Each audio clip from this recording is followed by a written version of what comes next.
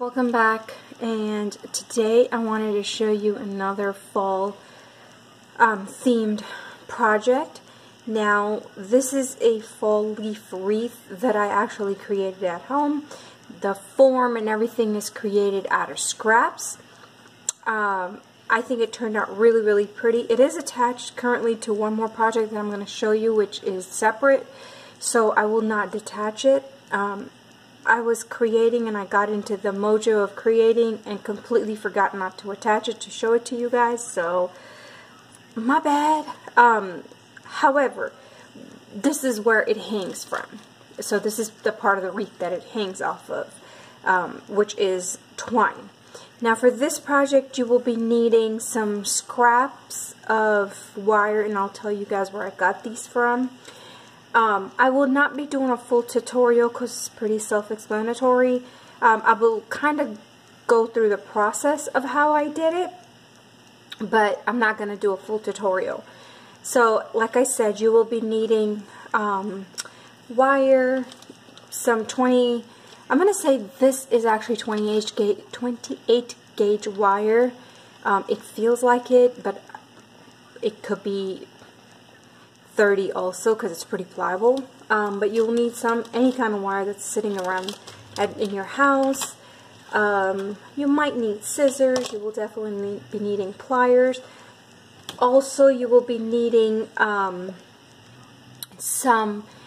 keep my fall flowers in this little canister container that I no longer use in my kitchen, and it has some leaf flowers from Dollar Tree, and my love of my life, the wooden leaves that I had bought. I added some sprigs of twine, stamens, some bling. They're like the table scatter that I got in a $2 bin, oh goodness gracious, eons ago. I'm trying to go through my stash and use up a lot of my stuff that I have, so I'm no longer buying a lot of things. I'm trying to use up what I have in the house before I go out and buy more things. And that will pretty much be it. So I'll show you the back of it. So this one, the wreath form is, I'm going to say, 1, 2, 3, 4, 5, 6. It's about 6 inches in diameter. I don't know. So I have these scrap wires laying around the house. Now, you know how we all crafters know, we go to Michael's and Hobby Lobby, even Dollar Tree for that matter, and we pick up the sprays of flowers. We use up all the flowers, we attach them, detach them, do whatever we have to do, and then we get these wires left over. So, and they're pretty strong. They're not cheap wires. So what I do is I save them in my flower stash, and I keep them. And sometimes I will recreate a flower bunch for a project.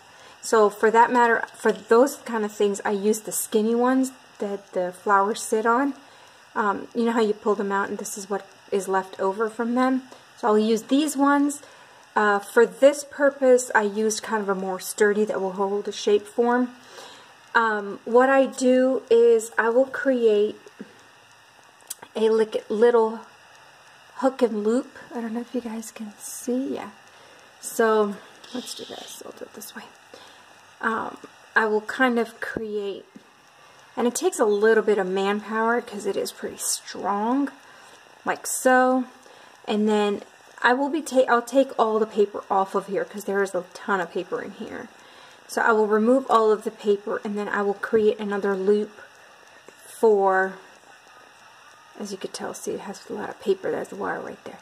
Another loop, and I'll move this side, it's better. I will bend it backwards and kind of hook and loop. But when you do that with wire that does not have that much paper on it, it hooks on obviously pretty easy.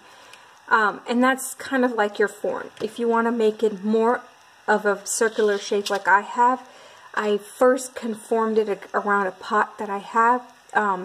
And I just kind of bent it, and let it kind of get the shape. Did my hook and loop.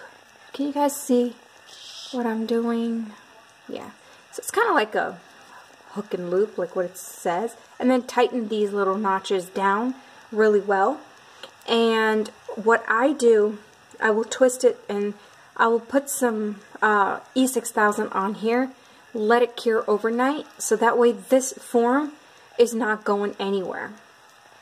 When I'm done with that and it's kind of to my liking and I'm ready to go, for this one, since I wanted it more fall theme, I added raffia. I had some spare raffia sitting around the house. I just added that. And then I took some wire, leftover wire, like the thin kind, and I just wrapped it around just to make it more sturdy. Once that whole thing, like this is not going anywhere. The form is pretty good. Once I did all of that, then you can go to town and decorate.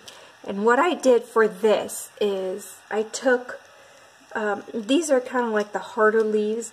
And you know, honestly guys, I don't know where I got this. It was a, not a wreath, what do you call it? A garland. It was a garland. And I've had it in my stash for, I'm going to say about 10 years now, because my daughter was little when I bought it. And I clipped all the leaves out because I wasn't going to use it anymore because it just did not look right. I didn't like the way it looked anymore. So I just cut the leaves out and I altered the color of the leaves. So I did a red, a kind of like an orange brown, orange, I guess you could say yellow, and then I repeated the colors all the way around just to keep them uniformed. And then I took my Dollar Tree leaves, or you can go into your stash and get whatever you have, and just kind of filled it in between them, if you can see that. I just kind of put one leaf in between, same idea, orange, yellow, green, orange, yellow, green, just to give it an even look. And then I took these sprigs, and when they go on clearance, I usually buy these because I don't only use them for fall, I use them on my cards too. So I picked them up, and then I just added them in a circle, and as I was gluing them, I kind of mend them to shape to give it a circular shape. When I was done with all the gluing, then I added some of these, I didn't use the dark ones because I just thought the dark one was a little too dark. So I added the lighter one and the kind of golden color leaves. Can you guys see that? Yeah, you can. And I just thought it was perfect. So I added them here and there and everywhere. When I was done with that, I added these table scatters. Guys, I don't know where I put the table scatters, so I can't find them. I clearly cleaned up, and I cleaned up so well that I hid it from myself. But to give you guys another idea, sorry for all the lovely crinkling that's going on here. But you can even use these acrylic pumpkins that Michael's and Hobby Lobby and all these places sell. And they sell them in smaller ones too. And I think Pier 1 also has table scatter, but theirs is not acrylic. It's, I think, I want to say some form of fabric. So you could use that. You could put acorn, you could put apples, you could put acrylic leaves, you could even just finish them off at just the leaves and not add any bling to it. Or you could get gemstones. You could add some gemstones. You can add those itty bitty tiny little pom-poms everywhere, kind of giving an illusion of cotton balls. So idea is endless. I also keep the smaller ones, and for these ones I do kind of the same idea of the hook and loop. However, I also secure this one because they are pretty small. They tend to kind of bounce back. They don't tend to hold their form very well. If you can see, it just wants to bounce back. I use the wire and I tie them really, really tight. So this is my project idea for today. If you guys do want a thorough tutorial, let me know in the comments below and I will do that for you guys.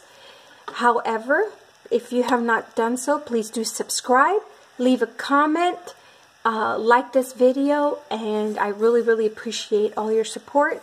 And I will see you guys in my next video, which will be the second half of this, and that's how this whole project will make more sense to you guys. So I will see you in my next. Okay, take care and have a blessed day.